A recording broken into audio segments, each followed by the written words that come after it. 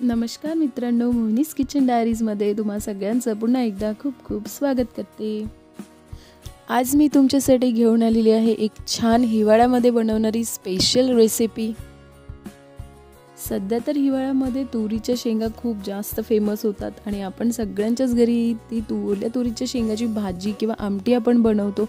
तर आज आपण ती कशी बनवायची मी तुम्हाला या रेसिपीमध्ये सांगणार आहे। तर व्हिडिओला पूर्ण बघा आणि व्हिडिओला स्किप न करता बघा आणि व्हिडिओ आवडल्यास तुमच्या फ्रेंड्स फॅमिली सोबत शेअर करा। चला तर मग आपण रेसिपीला सुरुवात करणार आहोत। तर मी इथे एका कढईमध्ये थोडं तेल टाकून घेत आहे। साधारणतः 1 ते 2 चमचे मी इथे तेल घेतलेलं आहे आणि यामध्ये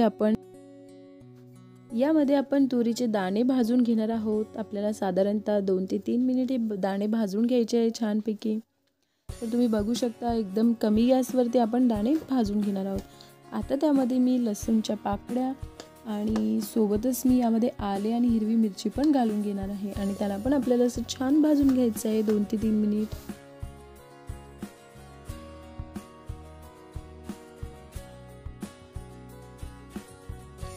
तर मित्रांनो, मोहिनीज किचन डायरीजला तुम्ही अजूनपर्यंत जर सबस्क्राइब केलेलं नसेल तर लवकरात लवकर सबस्क्राइब करा की जेणेकरून तुम्हाला माझ्या चॅनलवरती नवीन नवीन रेसिपीज पाहायला मिळेल।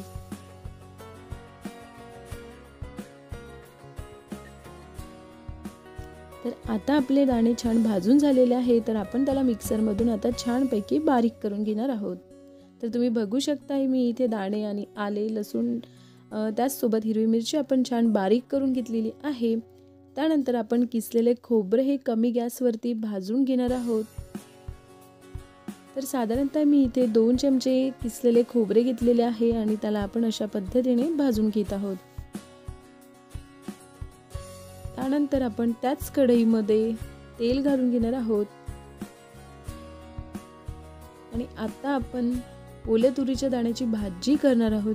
तर त्यासाठी मी तेल गरम झाल्यानंतर त्यामध्ये जिरे व मोहरी तळून घेत आहे आणि त्यानंतर आवश्यकतेनुसार यामध्ये बारीक चिरलेला कांदा घालत आहे। कांदा शिजेपर्यंत आपण एका बाउलमध्ये मसाले काढून घेणार आहोत। तर मी हिरवी मिरची ॲड केली होती, त्यामुळे मी इथे लाल तिखटचं प्रमाण खूप कमी घेतलेलं आहे। त्यानंतर मी अर्धा चमचा हळद, 1 चमचा धनिया पावडर आणि चवीनुसार मीठ मी इथे घेतलेलं आहे। आता आपण सर्व मसाले हे कांद्यामध्ये घालून घेणार आहोत आणि त्याला छान मिक्स करून घेणार आहोत। त्यानंतर मी इथे भाजलेलं खोबरे आणि एक छोटे टोमॅटो बारीक चिरून घेतलेला आहे आणि त्याला पण यामध्ये आपल्याला मिक्स करायचं आहे।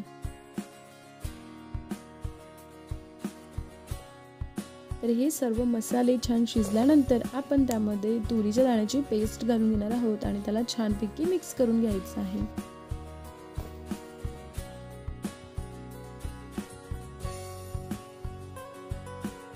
त्यानंतर आपण यामध्ये गरम पाणी घालून घेणार आहोत। आवश्यकतेनुसार गरम पाणी घालून गेल्यानंतर तुरीच्या दाण्याची पेस्ट व मसाले आपल्याला असे व्यवस्थित पाण्याबरोबर मिक्स करून घ्यायचं आहे आणि साधारणतः एक उकळी येईपर्यंत आपण त्याला शिजवून घेणार आहोत।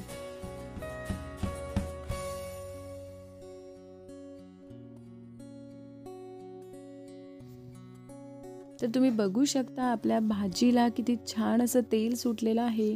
तर एक उकळी येईपर्यंत आपण भाजी शिजवून घेणार आहोत आणि त्यानंतर आपल्याला गॅस बंद करून घ्यायचा आहे। त्यानंतर आपण यामध्ये कोथिंबीर घालून घेणार आहोत आणि तुम्ही बघू शकता इथे आपली ओल्या तुरीची भाजी आपली एकदम तयार झालेली आहे। खूप छान अशी भाजी इथे तयार झालेली आहे, तर तुम्ही पण नक्की करून बघा।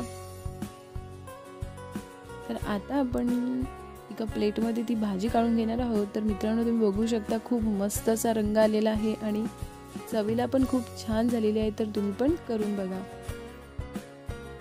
तुम्ही ही आजची रेसिपी अगदी वेळातला वेळ काढून पूर्ण बघितल्याबद्दल तुमच्या मनापासून खूप खूप धन्यवाद। पुन्हा आपण भेटणार आहोत मोहिनीज किचन डायरीजमध्ये अशाच एका छान रेसिपी सोबत। तोपर्यंत बाय बाय।